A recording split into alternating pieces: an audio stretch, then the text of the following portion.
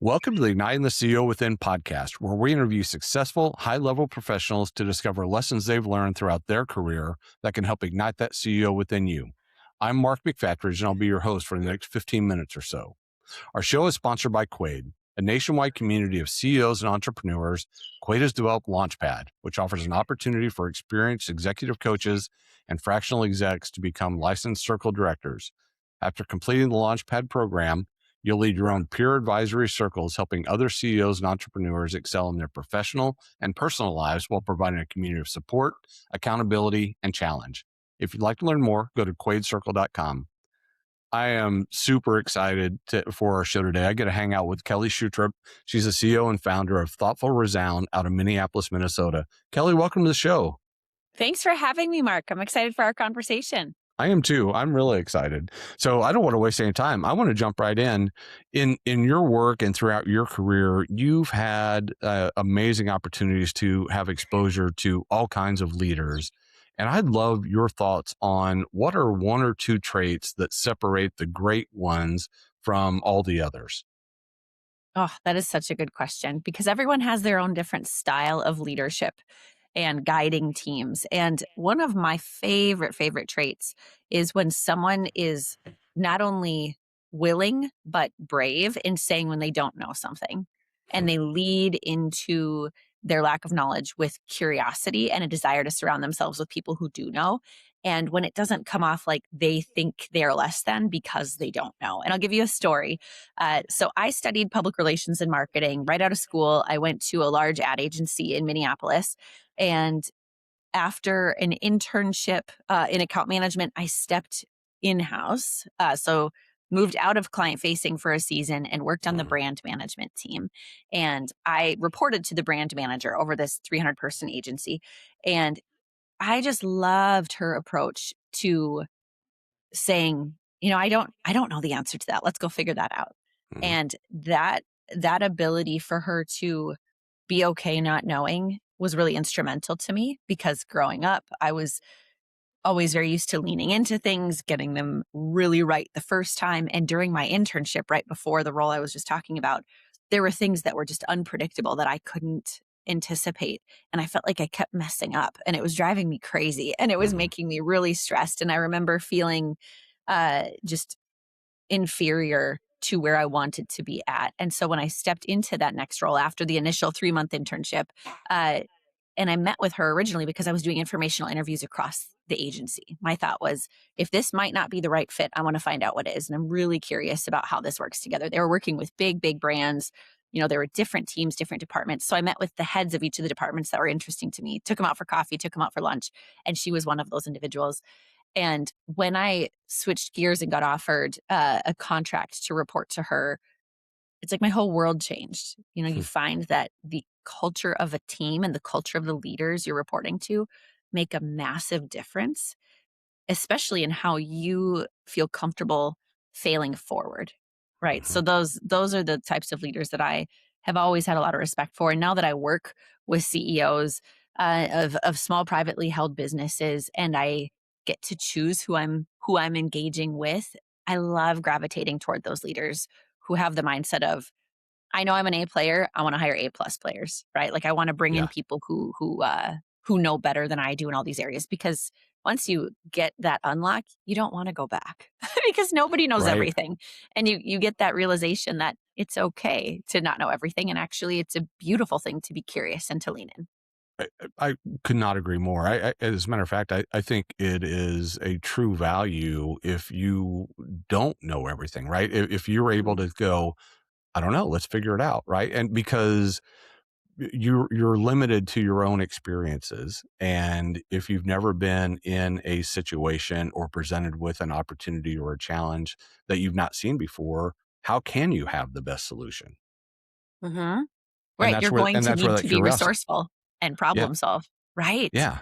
And start exploring and diving in. And I think that's another trait and virtue of great leaders too, is I don't have to know everything, right? And because I've got to eventually graduate to the place where I am in the most valuable position for our company and doing the most valuable things. And that's likely not knowing everything down to the detail. And the people that are in those roles on a day-to-day basis are going to know way better than I ever could. It's so true. And I'm sure you see this day in, day out with running CEO roundtables where the the individuals who are willing to say, "I really don't know. I've hit Mhm. this roadblock." It's a beautiful thing because it means that they're growing and they're pushing past the point that they were before. And I think for most people listening to this, if you are investing in yourself and wanting to learn, you're probably a high achiever. You've probably accomplished quite a bit already in your career. And I'm sure we've all hit that point where you outgrow a role you're in and you start to feel like you can do the role with your eyes closed. That may be the only time in life when you quote know everything. But what's the fun of that? Right. Because if you don't have like a growth or an adventure seeking mindset, uh, you're really not going to expand beyond your current horizon. So I do think there's a lot of value in being able to admit when you don't know something. Uh, I'll also say another value that I've really appreciated is genuine kindness in Mhm. leaders. I think that sometimes there is an expectation of when you become a leader, you have to be tougher. You know, you have to portray this air of authority. And I Mhm. think there's a way to be authentic while at the same time holding a space of confidence. And when I've worked with leaders, when I've worked with clients that maintain a balance of both, it's inviting to everyone around them to ask the questions, to not be intimidated, right? Because if you're a leader that has to be like hardened off and tough and all of the things, like you're probably not going to get the best output from your team, from your partnerships, even engagements with your clients. So that's something that I've seen time and time again that serves executives and leaders within any level of an organization very well is knowing, you know what, it's okay to be kind and to have confidence. Yeah, yeah. Well, I think if you start to break down really what the role of a leader is, right? It's a handful of things, and but the first part is, okay, can we set a vision, right? Where are we going to go? Where is this company going to go? And then it's a strategy. How are we going to get there? And then to be able to communicate what each person's role is to help us Mm. get there, right? So if you can do that, then your role as a leader then becomes, okay, how do we clear the pathway to get there? There's nothing Yeah. that, going back to your comment, there's nothing that means you've got to be, this big, bad, mean person, right? Yeah. Of all that, if everything that we just outlined is aligned, the vision, the strategy, the role, and all that kind of stuff, that's easy. Everybody's agreed to it. So now they know. So Mhm. now we're just carrying out, and it's easy to have a conversation and go, "Hey, Kelly, what I noticed is, you're not carrying your weight. Whatever it is, you're kind of getting outside of what we had agreed upon, and you're going to go, man, you're right, right." And like, I don't have to be a jerk about it. I can just go, look, how do we get you back on, and in what time frame, and what do you need to get back in line of where we're going and how we're going and what your role is and all that kind of stuff. Right. You don't have to be a jerk, right? And because if I come at you in a different way and go, man, Kelly, you suck today, and you're going to be like, oh, now you're defensive, as opposed to, oh my gosh, Mark's trying to help me out, and Mhm. I would feel if somebody came to me that way, I'd be like, man, I let him down. We agreed on what I was going to do and how I was going to do it, and I didn't do it. Right. Well, knowing that you can partner with someone to get to the same place, like having that common knowledge of I'm for you, you are for me, we're both trying to accomplish this is such a different mindset. I'll give you an example. I remember being relatively early in my career, a few years in, and I was managing a really complex rebrand, and the rebrand process went very well. Then there was a division that was going to be spun out into their own kind of mini rebrand, right? They would be standalone. And there was a team of delivery individuals and sales individuals that needed to be brought along for the ride to be told, like, here's the key stakeholders we've identified. Here's some communications that we'll be providing to them. This is what it means for you, etc. And I remember reporting to an individual at that time who had a very different coaching style. And his style was you can't mess this up. This Right. can't go wrong. And these were statements said, and it panicked me being young in my career. And now I know how to manage that a bit better internally, right? Like you find your own equilibrium. Yeah. What would have worked better for me is if someone said, we chose you to lead this because we know you're capable, and not everything might be perfect, but we'll figure it out. Right. So Mhm. I already had this tension going into this process. I didn't want to mess it up. I did a ton of preparation. I got in the room with these individuals and I dove right into the weeds. And I was early enough in my career that I didn't realize that I was diving into the weeds. I felt Yep. like I was proving that I had done all the work that I needed to. And everybody's eyes glazed over. They weren't tracking because I wasn't giving them the high level. The individual I reported to took over, which was comforting to me because I'm like, shoot, this isn't going well.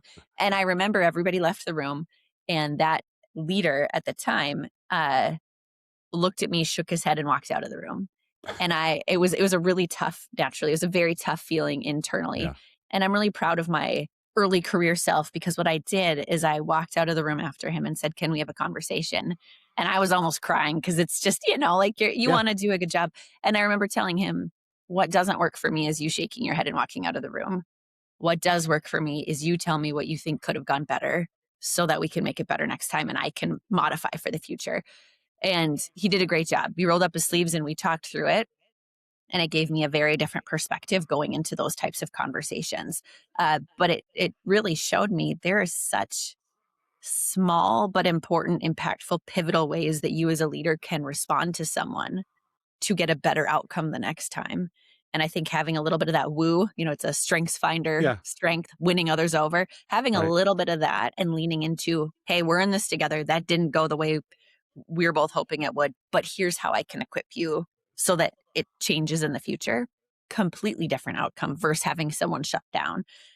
So I respect that a lot in leaders when they Mhm. take the time to course correct because we're people. No one is perfect. No process is perfect. There will always be external scenarios and internal scenarios that you don't anticipate. But if you can redirect and coach to what you need to have done, I think you can typically assume a far better outcome the next time. Yeah, no, yeah, that's exactly right. I think, emotional intelligence, right, is what it boils down to, and be able to read the room because there could be other people that reported to that person that would have thrived on, Yeah, perhaps. those types of things. But being able to read the room and understand who's in front of you and how they react is, to me, common sense. But it's also, you know, my whole life has been about making sure that people are in a position to be successful. Mm. And if you can do that as a leader, it's going to go a long way and carry a lot of weight for everybody that's on your team. Right. And I think there's a lot of value to having your own internal filter because there's going to be things as leaders. I had something this morning where I'm working with an external vendor partner for one of my clients and there's some miscommunication, right? And so I'm opening an email going, "Oh my goodness, how are we here?" But I know what we need to do to course correct. But the way that I convey my response back can be one of two very different things. And ultimately, if it can be collaborative, it's going to end up in a better place than just the intensity. But I do think that's actually a really good reason to have a cohort that you're a part of Mhm. with other leaders. Quaid is obviously a very good example of that because there's going to be frustrating times and you need to be able to process through things, but the end audience of that may not be, the way you convey that to a peer may look different than the way you convey that to the person that you need to course correct.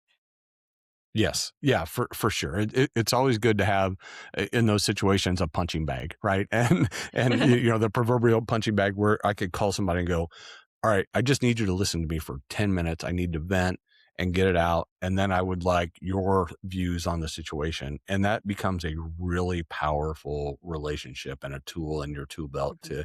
to continue to grow and and Right. and do amazing things. Because they've probably experienced something very similar where they could say, "Yeah, that happened to me too." And then just to even understand, like, okay, these things happen and Yeah. here's a good path forward. right? Like we're going to run Yep. into these every day for the rest of our professional lives and personal for that And matter. personal. Yep. Yes, yes. Absolutely. Kelli, this has been amazing. Thank you for sharing your experiences with us and your insights. Would you do me a favor? Would you share with our audience what a typical engagement with you looks like and how can people get a hold of you? Absolutely. So people can find me on LinkedIn. I spend a lot of time on LinkedIn, and a typical engagement with clients that I partner with is one of two things. One, I tend to come in as a chief CMO. That is fractional, which means an embedded part time leader. So, a fractional chief marketing officer sitting in within the executive leadership team, establishing the annual marketing strategy, and then staying with the organization to oversee that strategy is occurring, whether that's managing the internal marketing team or providing recommendations to external agency partners or other consultants that can support the execution. Uh, Sometimes that looks like a more robust cornerstone client. Other times it's more advisory in nature. I also tend to do a lot of coaching for sales teams on how they can develop a personal brand through thought leadership that drives revenue. Half of my career, I managed marketing in house. The other half, I moved into consultative selling. Personally, closed over 5 million in revenue, working within the B2B professional service space based on developing thought leadership. So I really enjoy developing thought leadership workshops as individual engagements for key leaders and sales leaders as well, who are looking to hone in, how do I get in front of my ideal audience in a way that makes them find me before I even knew they were interested in what we offered. So those are ways that I support companies that are primarily in that privately held professional service space. Love it. I love it. Again, thank you for hanging out with me this afternoon. I appreciate it. This has been a blast. Thanks for the great conversation. Yeah. All right, y'all. We've done it again. We found another amazing leader in Kelli that is here to help you along your way to that seat in the CEO suite. As we wrap up, I want to remind you that Igniting the CEO Within is sponsored by Quaid, a nationwide community of CEOs and entrepreneurs. Quaid has created Launchpad, which provides an opportunity for experienced executive coaches and fractional executives to become licensed circle directors and significantly impact the lives of CEOs and entrepreneurs. To find out more, visit quaidcircle.com. Until next time, keep igniting that CEO within you. I'm Mark McFatridge. Thanks for listening.